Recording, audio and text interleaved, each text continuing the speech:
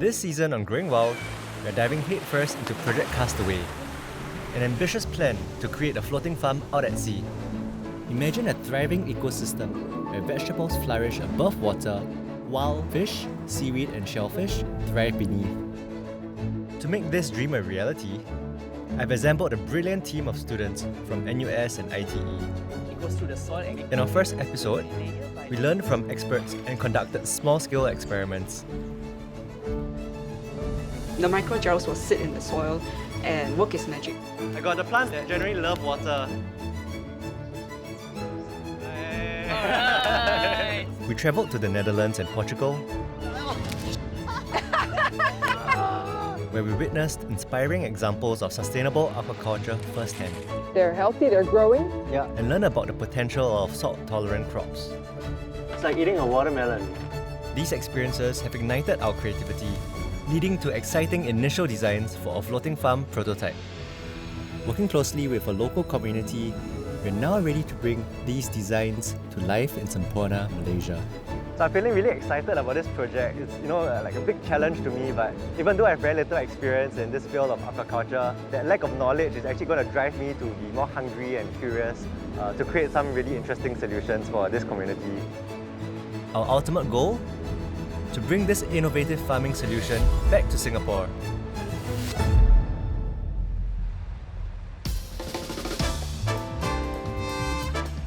We're in Sabah, we're at Boom Boom Island, which is the second largest island in Semporna. I'm here with my team, Anderson, Nicole and Akila, students from NUS and ITE. We're here to meet Dr. IDB, who is a friend, a marine biologist and researcher. The reason why we've chose this place specifically is because Dr. IDB has worked with the communities before. Up to how many feet? Until the bottom or? Until the bottom. Okay. First we do the surface. Okay. The first one is pH 8.48, salinity 34.41, temperature is 30.35. Yeah, that's good, I think. Yeah. Good. Yeah. So dissolved oxygen, temperature, salinity, pH. That's the main one. Main one. So it is important for us to choose a suitable site. I'm also trying to understand what's the conditions like on the seabed, whether that might affect the things that we're growing. Yeah. Oh wow, the currents are strong. Yeah.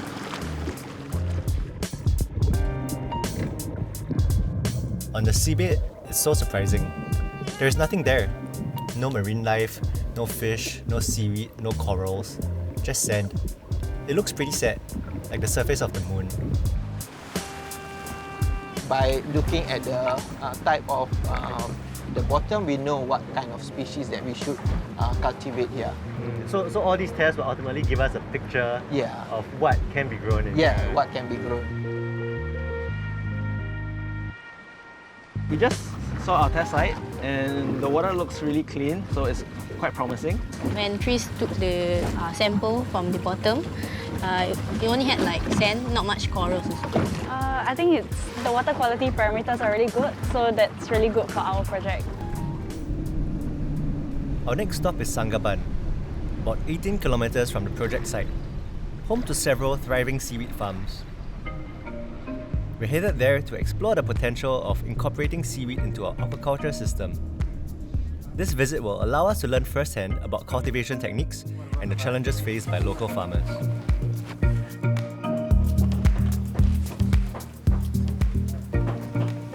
Beautiful.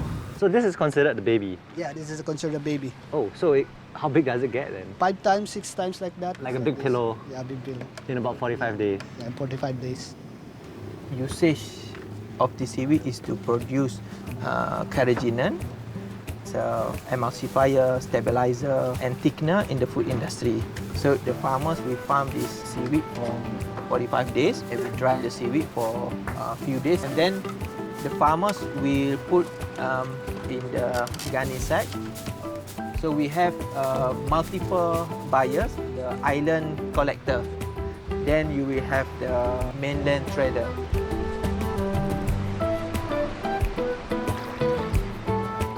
The farmers will we harvested the seaweed, usually they will take 50% to dry and another 50% to replant. This is our probably work since kids. Alright, is this like a good source of income helping your livelihoods? Yes. Have you seen any effects of the environment affect your seaweed growth? Rainy season, straight from a week like that. So the main Like problem this. for this seaweed, the species, is the ice disease. It's a Ice sign disease. of stress, like he said, during the raining season, too much rain, Too much rain. it will affect the seaweed and become bleach.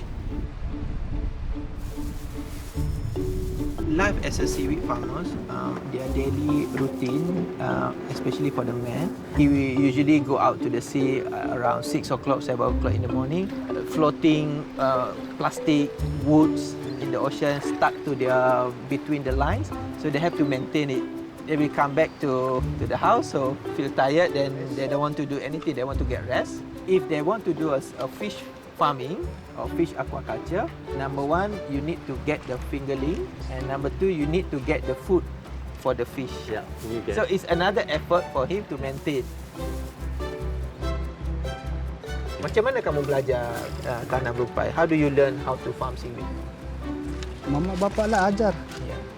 From parents, right? This Ini saja yang he said that he only know this way on how to do the seaweed Mungkin farming. kalau ada senam dari sini macam ni, So kalau he's- kami he- coba boleh lah. He's boleh buat. interested if you have a better system, better yield. So he's interested to try. Because at the moment, this is what he knows.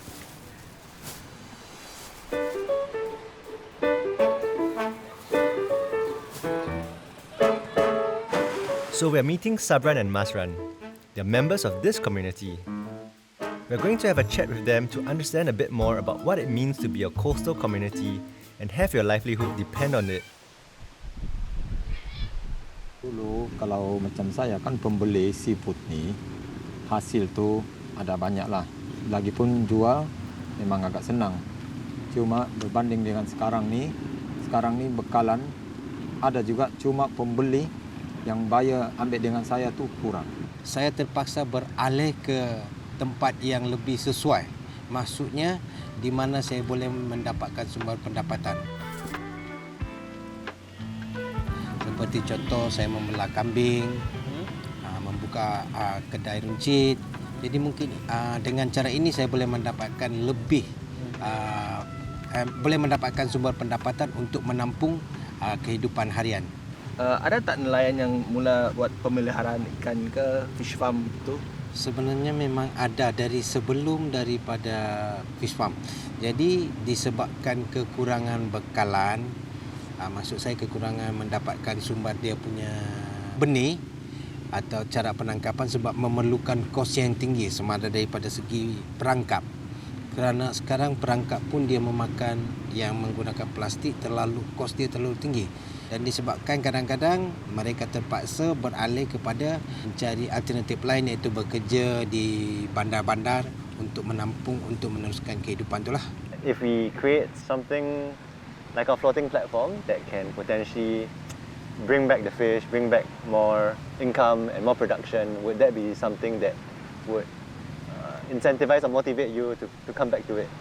Sekiranya ada pihak-pihak yang kata orang mempunyai satu idea atau teknologi untuk mengembangkan di Pulau Bumbum, itu memang sangat-sangat kami alu-alukanlah.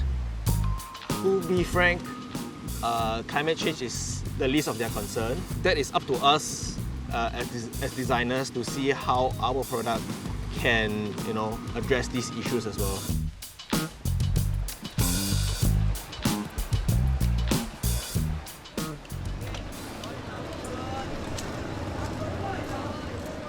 Semporna is the entry point for this type of fish, especially coral fishes, which have a high value, 200 ringgit.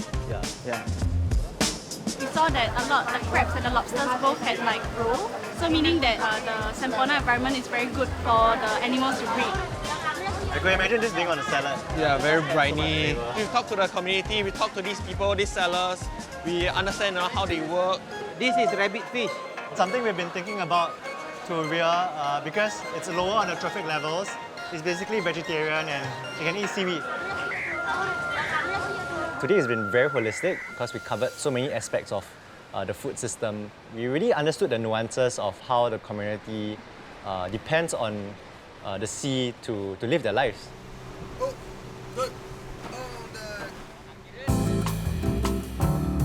There's no one size fits all. It's really important to know who the user will be and what their socio-economic situation is.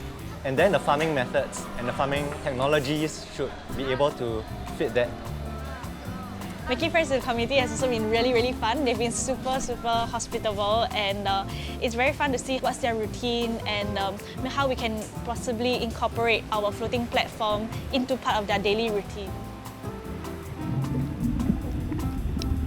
Talking to these people, right, we really understand the nitty-gritty technical details of things like aquaculture, what are the materials that we are going to need, the cost of it, how do we make sure that it's accessible and also something that they can maintain in the long run. And then from what we have learned, like how they build their things and how they build their traps. And all these have direct impact to how we look at our project. How we can incorporate their ideas and mix it with our ideas. The team will have to regroup tonight and start sketching the initial design for Project Castaway tomorrow. We're hoping to integrate the valuable insights gained over the past 2 days into a floating platform that the community will embrace. We don't really know how it's going to turn out because we haven't really even tried out ourselves the floating platform. So yeah, that's why I'm feeling a bit scared about it.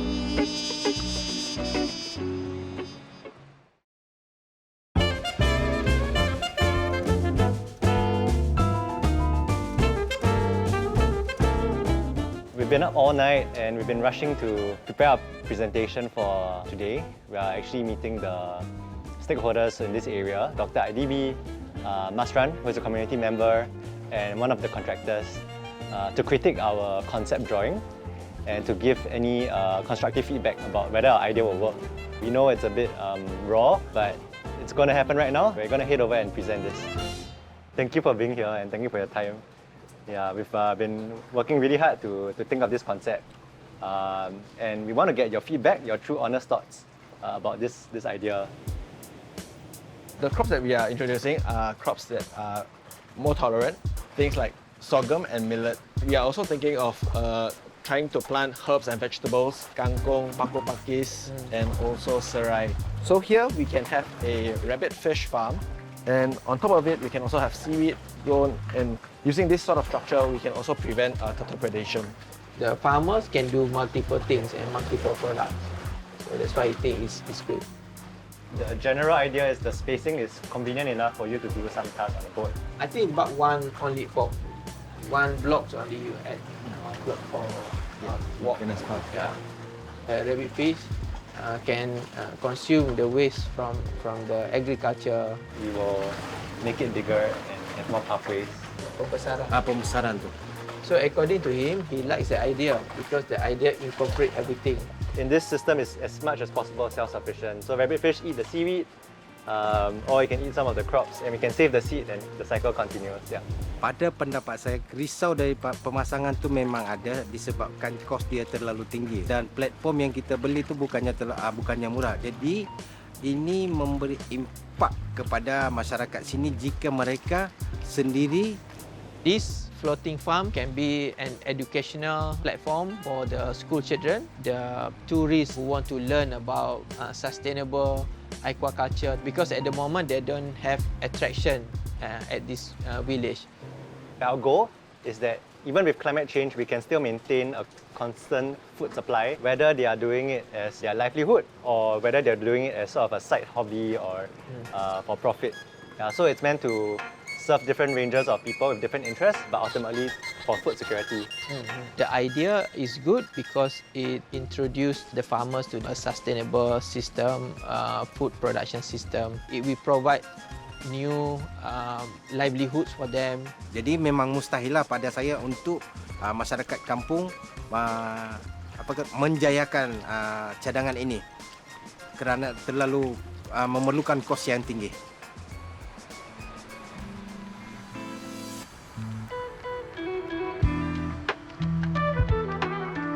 of the agriculture that we do, drain nutrients from certain parts of the earth, and we have put that nutrients into our water bodies.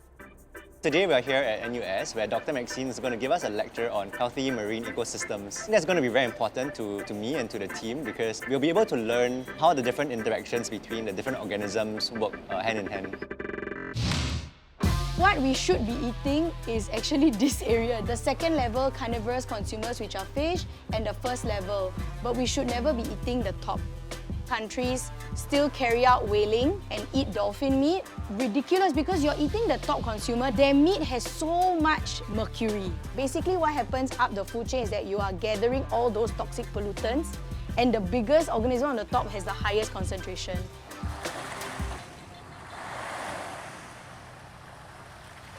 But you spoke about integrated multi-trophic aquaculture. Not many farms actually are able to execute this. Yes, it's quite challenging because you have to maintain different organisms in their own trophic level. Low trophic aquaculture is a sustainable approach to aquaculture that focuses on farming species that are lower in the food chain. These species, such as seaweed, shellfish, and some types of finfish, require less feed and have a lower environmental impact compared to higher trophic species like salmon and tuna. Integrated multi-trophic aquaculture, or IMTA, is a farming technique that involves cultivating multiple species in a single system. For example, fish are raised alongside seaweed and shellfish. The fish produce waste, which serves as nutrients for the seaweed. The seaweed in turn helps to clean the water and reduces the need for water filtration. The shellfish filter the water, further improving its quality. It's a sustainable approach to aquaculture, offering a promising solution to the growing demand for seafood while preserving our oceans. Multi-trophic systems, they tend to be, I would say, more fragile in that way, because if one of the trophic levels, let's say, crashes or the population was not maintained well, then the waste from the previous level is not recirculated, and then eutrophication will cause collapse of the other levels. So it's kind of like a domino effect. If you're going to introduce this multi-trophic system to the coastal area, what may happen is that the increase in nutrients caused by this area will actually impact the rest of the surrounding reef. But couldn't that be like a possibly good thing? Like if this area has completely nothing. Yes. Right? If it has nothing, yes, it can maybe lead to maybe higher diversity. We are at the University of Aveiro to visit researcher and biologist Ricardo Calado. We're hoping to gain some insights on their groundbreaking research with integrated multi-trophic aquaculture. Hi Ricardo. Hello. Yeah. Hi. So together with me, I've got Wei and Sham. They are students who are helping me with Project Castaway. I got an amazing setup here. Could you share a little bit more about this IMTA system? Yes, so IMTA is kind of an empty sheet, like when you're preparing your music. So you can pretty much put anything into it, but at the end it must be harmonious and works good. We are farming our fish here and we are feeding them, but they will not eat all the feed that we provide. There will also be some excretion. And those nutrients, either you let them go away from your system or you try to put more species in the system that can uptake those nutrients. Particulate organic matter, dissolved organic matter, inorganic nutrients dissolved in the water. You know what species do what. This is why ecology is so important. The basic resource of energy in this system is from two parts. One is the nutrition originally in lagoon. The other is the things you put to feed on the fish. Yes. This is why you need to know the trophic webs and the flow of nutrients in productive areas like estuaries, coastal lagoons, even coral reefs. And you get inspired from them, and then you try to mimic that in the IMTA. So most commercial aquaculture systems are only growing one or two things, and it's very inefficient. So this IMTA system replicates nature and has multi-layers in it. You can look at nature and try to replicate the processes that nature has perfected and develop innovative ways to do aquaculture so you maximize the production without hurting the environment. And that's the way to go. Yeah.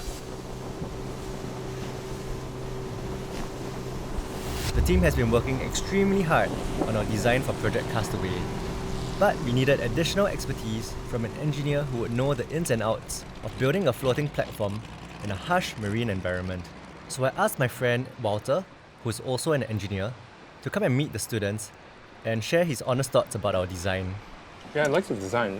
One of the things I do like to mention is, since building on the ocean is very expensive, is if you can move any of the vegetable trays off your floating platform and let it float on the ocean.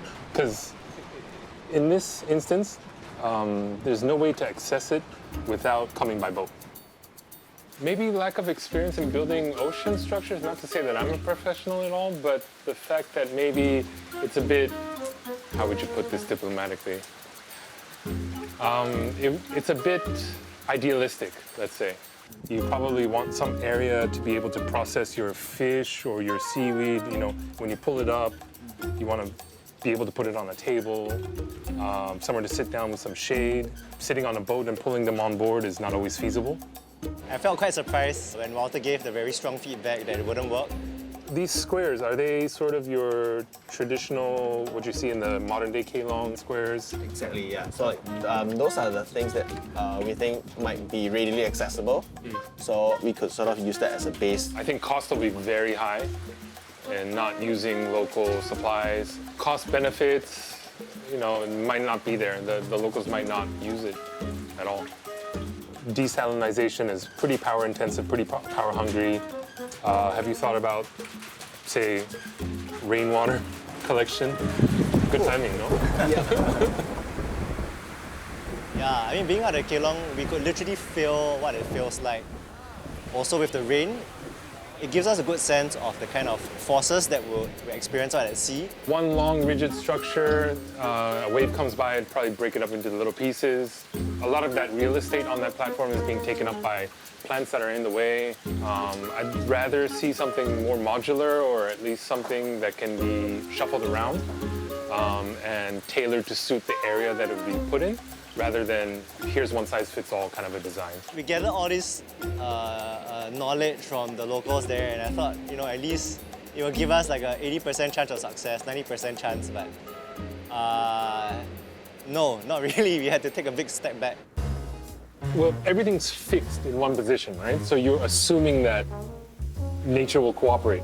You build them, something breaks on them, you're unable to fix it at sea. Now you have to either dismantle the entire thing or pull the entire structure back to shore where it's more easily accessible. Growing crops out at sea will be really challenging. Given that the plants are surrounded by extremely salty water, I wonder if any crops will be resilient enough to withstand the constant deluge of seawater.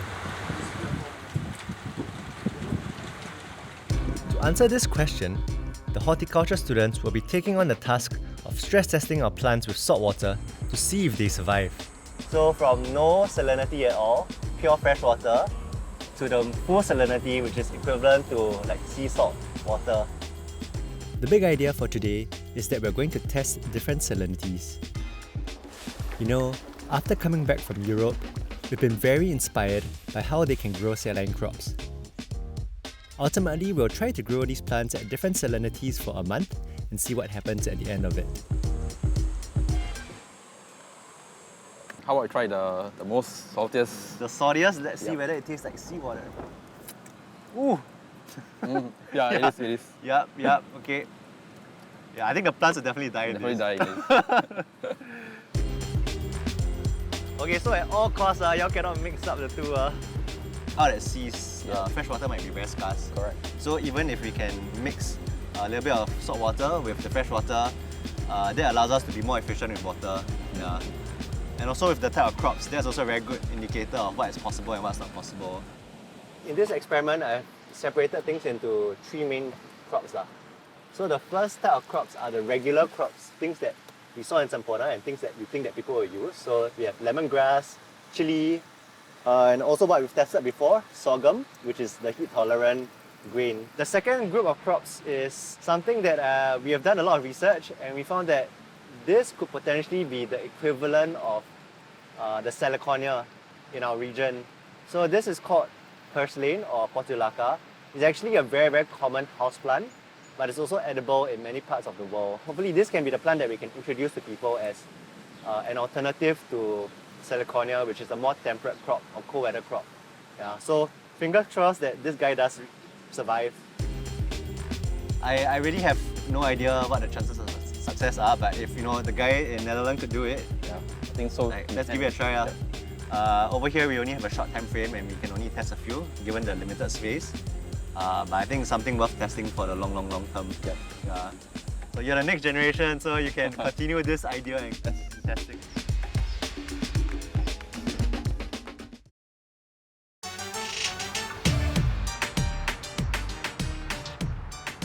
So it's been a month since we started our salt-tolerant experiment in ITE. And the students have been taking care of the crops the entire time. And I'm really excited to see whether the crops are still alive. Hi, Chris. Hey. No way. What? So you can see that most of the plants are actually not doing well in salt water. What do you mean they're not doing well? They're all mostly alive. Mostly alive. You see there's those, the one that we're trying to germinate didn't grow well. Oh, okay. Yeah. Right. So didn't grow well.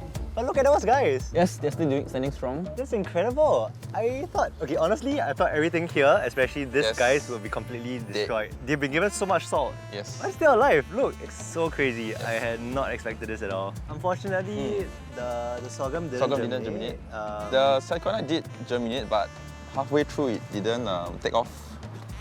It just got stunted. So at the start, they fully germinated? Fully germinated, but then throughout the period, it didn't. Okay, but that's okay. I mean, it's interesting to see that some of them are still alive, but they are so miniature. Look at that. The Salicornia was able to germinate. Yeah, but I think for now, because they're not doing very well, it's something that we probably won't pursue anymore. We were very sure that the saltiest one would have died the fastest. But the lime actually grew to this big, so... And the chili, they're not doing well, but they are growing. Some of these plants are able to tolerate full salt tolerance, which means technically even if they are like getting splashed by seawater, they will still survive.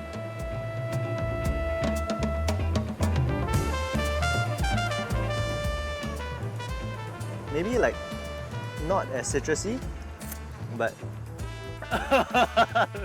is it very sour? It's sour, but it does. I don't know if it's just like my mind playing tricks on me, but it does taste a little bit salty. It does.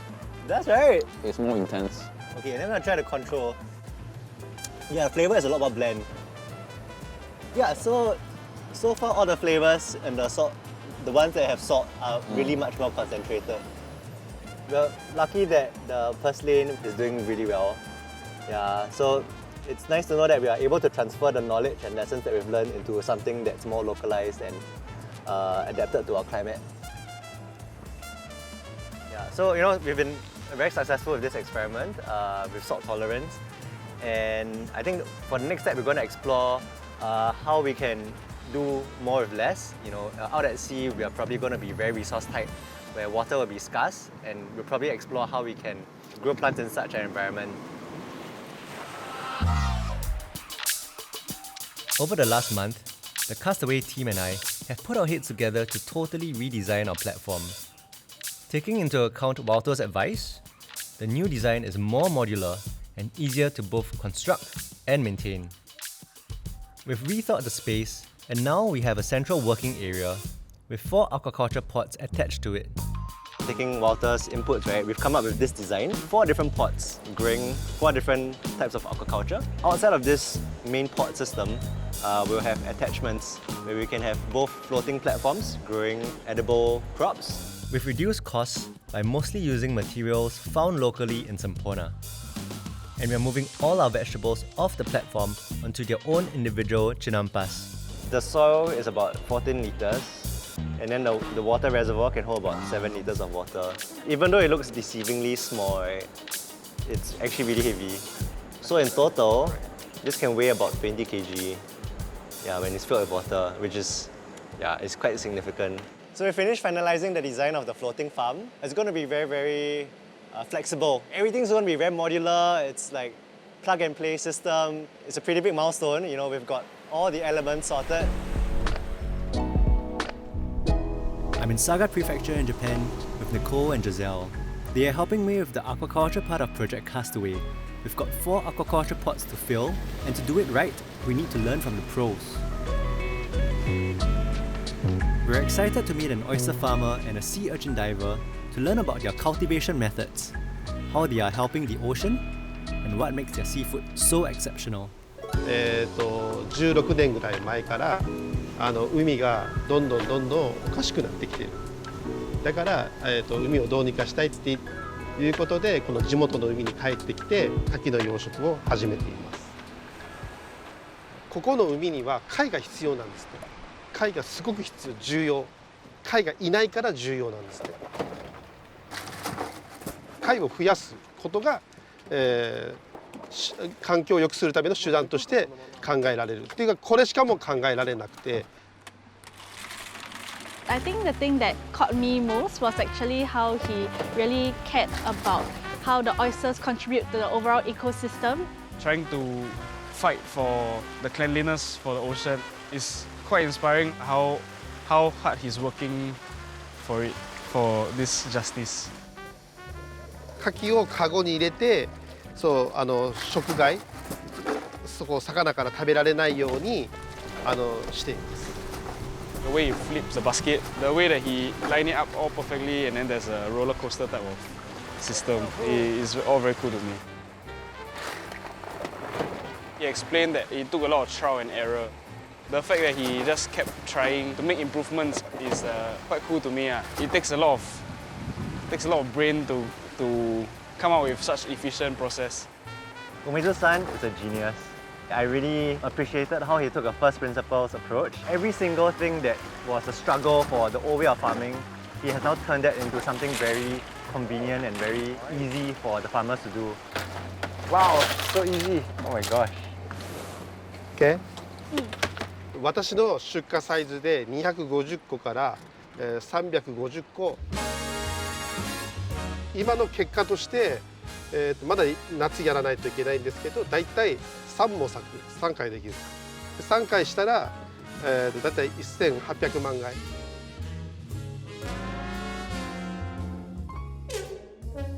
So you've got 18 million oysters. If you sell an oyster for $1, you're going to be like a multi-million oyster man. No wonder your sons want to do it. Can I be your son, please? This is as good as it gets. And the shape is also so perfect. Yeah, look, it's like really symmetrical. 綺麗にならないとダメ。I see.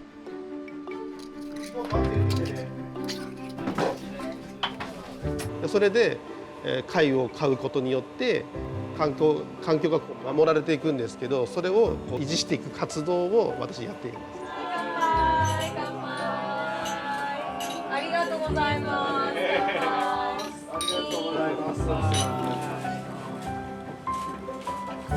I just wonder whether it's possible to take some lessons from Umezu-san's project into our project.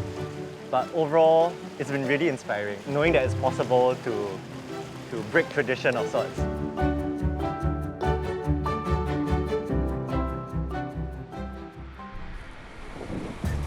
Next, we visit a fisherman who also happens to be a sea urchin conservationist. I'm hoping to learn how he uses seaweed to rehabilitate the ocean and what that does for the local marine ecosystem.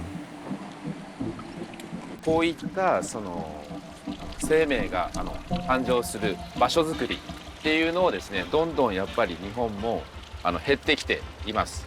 なので、少しでも育てて海に持って行ってそういう場所を作ってやるっていうことを作業をやっています。I've not dived in so long, but it's gonna be fun.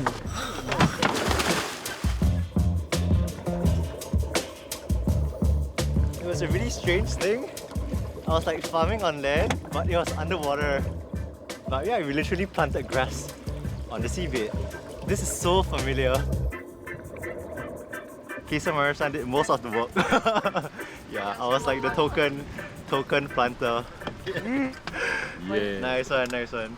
How do you know when is enough? まだまだ何ですかね、いつ減るのかわからない中、維持するためにはやっぱ続けていかないと、もうこのような異常気象の中で範囲を広げていくような気持ちでいかないといつ減るのかわからないんでっていうことです。いやまだやっぱりいつどうなるのかわからない世の中世界の中で、自分たちができることをまず継続して一つでもなんかつながっていけたらいいなっていうふうには思っています。常にも危機感を持ってやるべきかなって思います。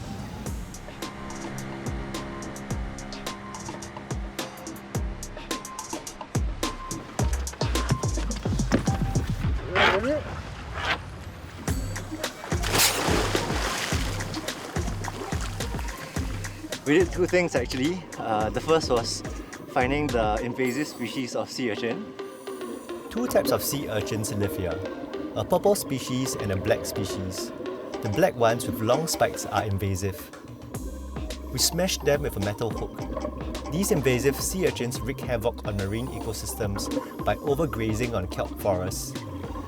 Removing them helps to restore the balance of the ecosystem.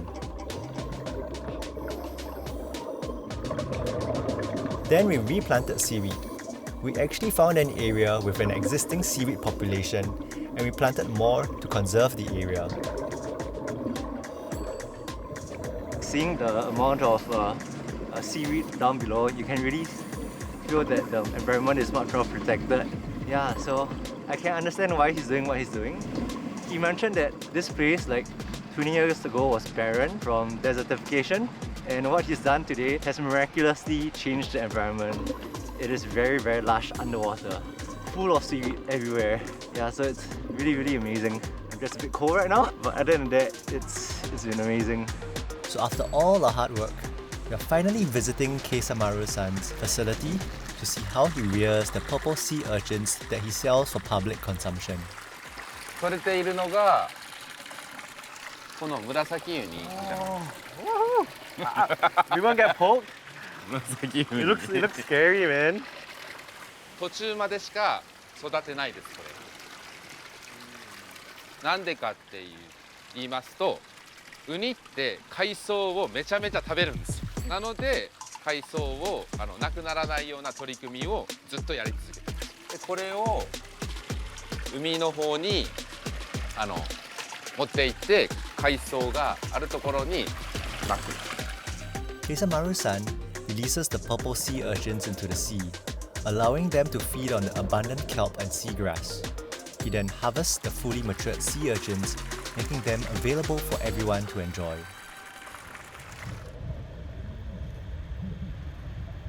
海っていうのはやっぱりさまざまな生き物がいる場所。総合的に浅場にですね行く魚であったりカニであったりエビであったりっていうのもいないと食物連鎖っていうのが生まれてこないんですよ。そういったところで生き物も絶滅している危惧種もどんどんなくなってきてるんですよ。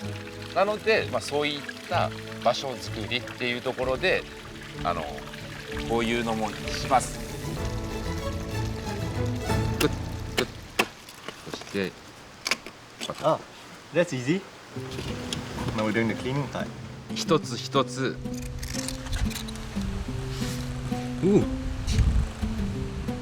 Alright, so you scoop out everything.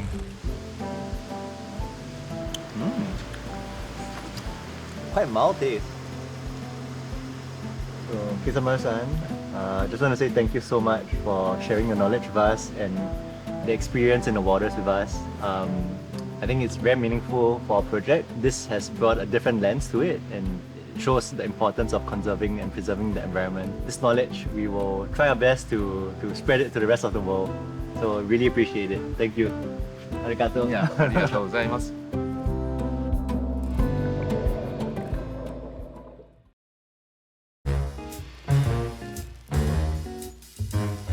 While we are lapping up our decadent Japanese uni, Sham, Azura and Chebun are hard at work conducting additional experiments back in Singapore.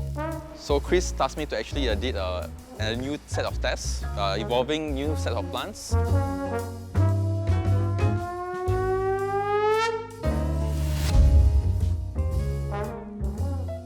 Okay, this new retexology is created by NTU's Material Science Lab. Retexology actually aims to improve water retention in the soil. I hope that with this retexology, you can actually see plants being able to withstand longer drought periods. With this experiment, we hope to see positive results, and Chris will get very good news from us. I hope there's no death in the twigs.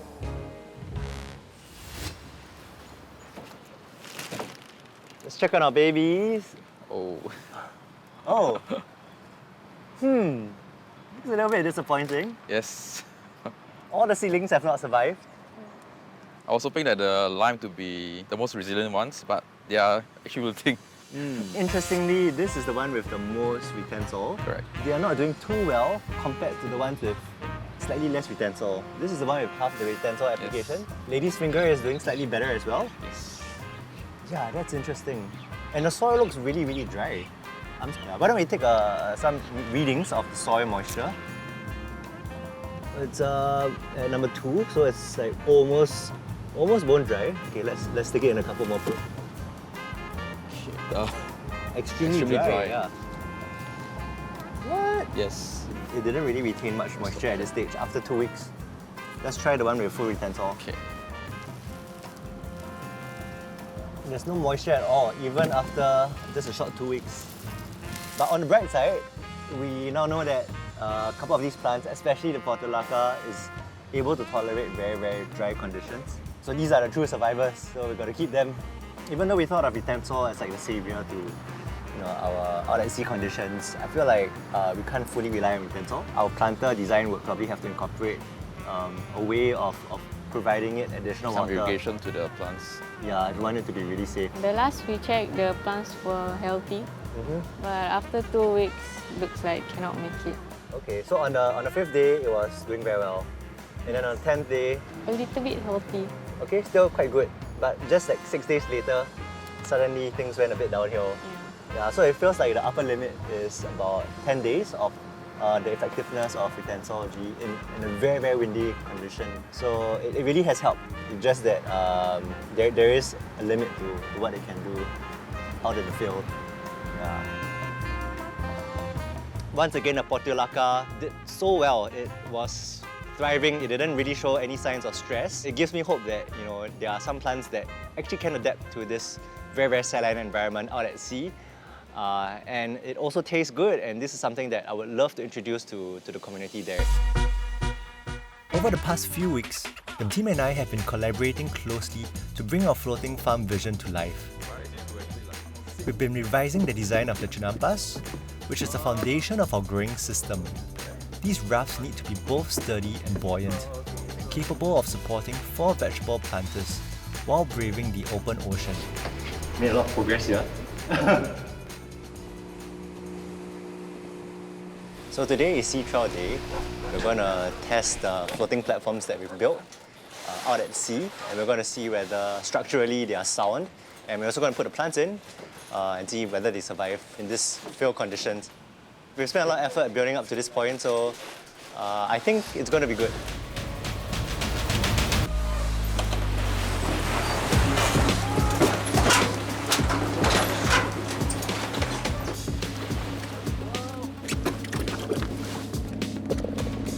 Well, it's super flimsy, just as expected. Should we try filling the trays with water? See if that does anything? The aluminum design was extremely unbalanced and could not even float independently. This is just not working out. Take the trays out. What if we flip it upside down?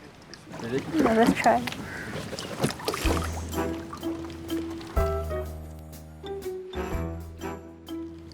So to be honest, I'd rather not continue this anymore. Like, I feel that it's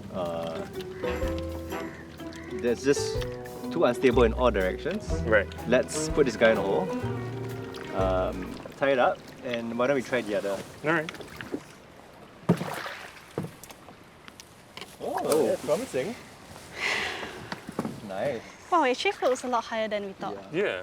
Yeah. But we do need to put 80 kilos of stuff in it. Oh, yeah. You trying to get on it? Yeah. Oh, it's like a life raft. Hope we got that on camera. Okay, at least we know it can hold my weight. Yeah. 2.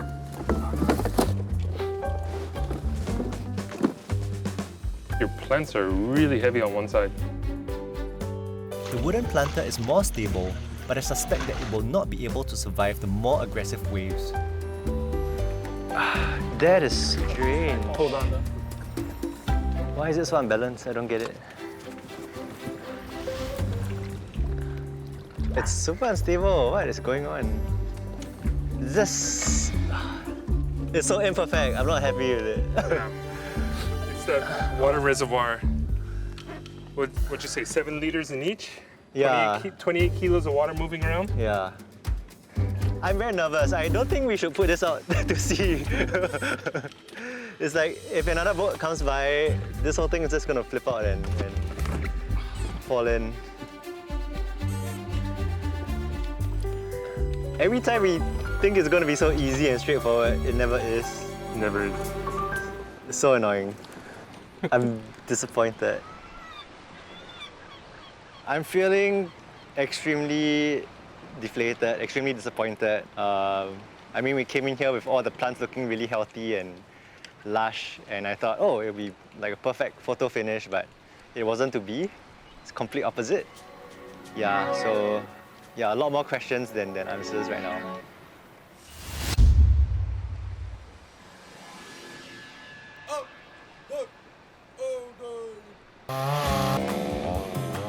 Where I'm standing is where the fish and lobsters will be. We are still struggling to complete one. I'm really scared. The currents were like really strong. If it snaps, there is no backup. Dali.